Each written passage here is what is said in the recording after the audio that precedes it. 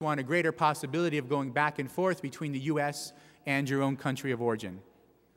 And then finally, and maybe most importantly, the U.S. bishops call for a better temporary worker program that has labor market tests to ensure that U.S. workers are not harmed.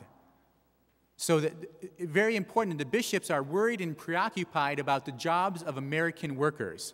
And no immigration program or reform should undercut or hurt American jobs, those who have jobs already. That's a huge component to this whole immigration reform, isn't it? So it's not replacing your job with an immigrant. That's not what the bishops are saying. In fact, just the opposite. We cannot do that. That's unjust to those who have jobs now. So that's the third principle with all its components, looking for a better temporary worker program.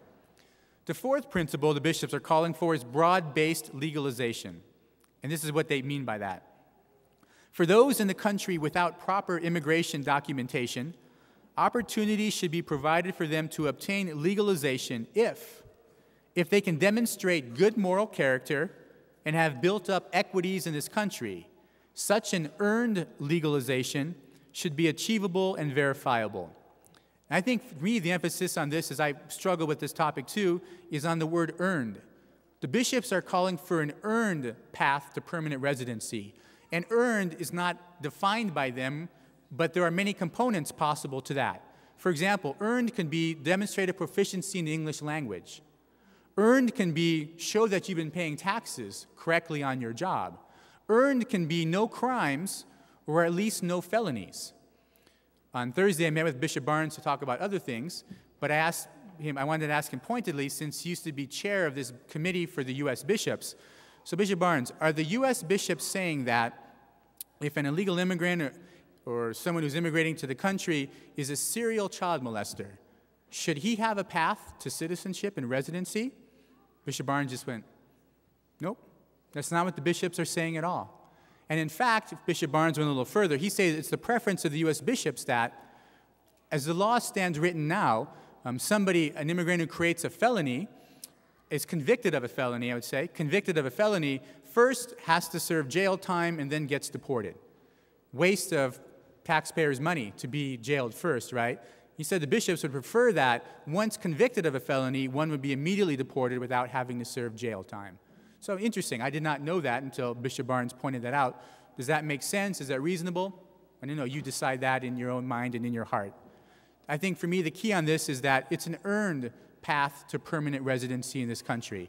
It's not amnesty. It's not making 11 million people automatic citizens or even permanent residents of this country. It has to be earned in some way. What the details and specifics are, I don't know. That's for Congress to work out. But there is an earned path to permanent residency. And then the fifth principle the bishops are calling for is restoration of due process. Simply put, or maybe defined, or examples of, don't detain people for months in prison without charging them with any crime. Don't detain illegal immigrants without any crime. No secret hearings that a lawyer and other people cannot be invited to. No ethnic or racial profiling. You know, you look like you're not born in this country, so I'll pull you over. Don't confuse immigration with terrorism. Some of those kinds of things are parts of that due process. And that's it.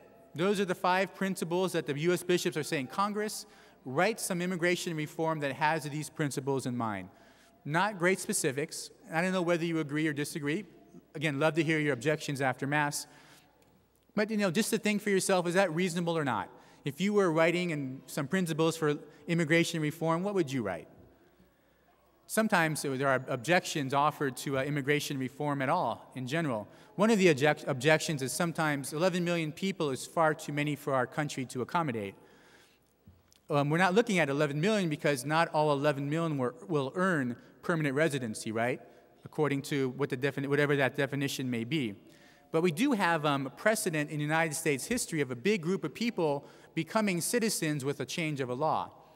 The 13th Amendment to our Constitution abolished slavery. The 14th Amendment made the slaves citizens. That was in 1868. In 1860, they estimated there were 3.5 million slaves in our country, and so they became citizens almost overnight with a change of a law, with an amendment to the Constitution. The bishops are not calling for automatic citizenship for 11 million people. Not calling for that at all. All they're calling for is the possibility of earned residency in this country. But there is legal precedent in this country for a big group of people becoming citizens. At that time, there were only about 30 million Americans in the country, so that was another 10% of the population, automatic citizens.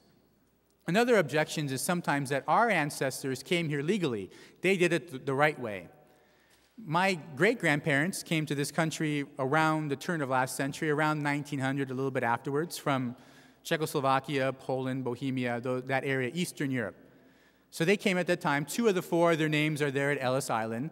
But they didn't really come legally, because at the time, you didn't need a visa. They just came. They packed up some stuff, they came to the United States, and they trusted the U.S. would welcome them and accept them. That's how they came. There was no set immigration law at that time. In the 1920s, we see some of the first immigration laws in our country that started restricting immigration from Eastern Europe and Southern Europe, actually where my people are from. They started restricting in the 1920s, probably post-World War I and the start of the war. In the 1930s and 40s, there were also restrictions. Up until 1965, there were laws in our country that set a quota, the number of immigrants you could have from a certain country. In 1965, those quotas were done away with, probably, my guess, as part of the civil rights movement, which is going to say stop discriminating against any kind of person, people from any kind of country. So the idea that our ancestors came here legally is only half true. They just came. They weren't, they didn't need a visa in those days. They just came and they trusted the U.S. would take care of them. It's a little bit different now because people can come legally. Another objection is that illegal immigrants are criminals, hence the word illegal, right? Not a problem with legal immigrants, but the problem is with illegal. And I think as Americans, this is the hardest part for us. This is my guess, is the word illegal, because we're very much a law people. And we think, I'm going to stop at that red light at 3 in the morning and I will not move till it turns green. Even though common sense might say, it's okay. There's nobody there, go ahead, right?